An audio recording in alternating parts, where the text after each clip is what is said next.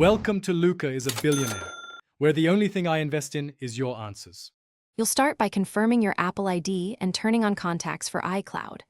On your iPhone Open Settings, tap your name, choose iCloud, then enable Contacts. On your Mac, open System Settings Apple ID iCloud and check Contacts. Once done, make sure both devices share the same Wi-Fi and remain awake for a couple of minutes so changes propagate.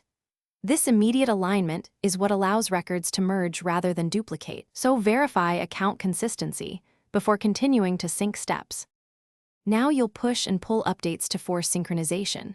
On your iPhone, open Contacts and pull down to refresh. That triggers iCloud sync. On your Mac, open Contacts, select all iCloud and inspect cards. Watch for entries labeled on my Mac versus iCloud. If contacts are local, drag them into the iCloud group or export/import vcard. Once you move them, Mac OS and iOS will reconcile changes automatically. Make sure to avoid manual edits on both devices at the same time to prevent conflicts.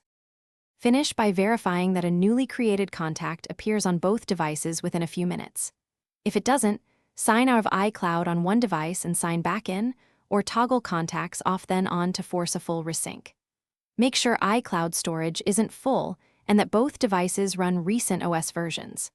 If duplicates or stale records persist, use Mac OS Contacts card look for duplicates or run a trusted cleanup utility. Doing that prevents repeated conflicts going forward. Thanks for watching and please subscribe. It's the best investment you'll ever make.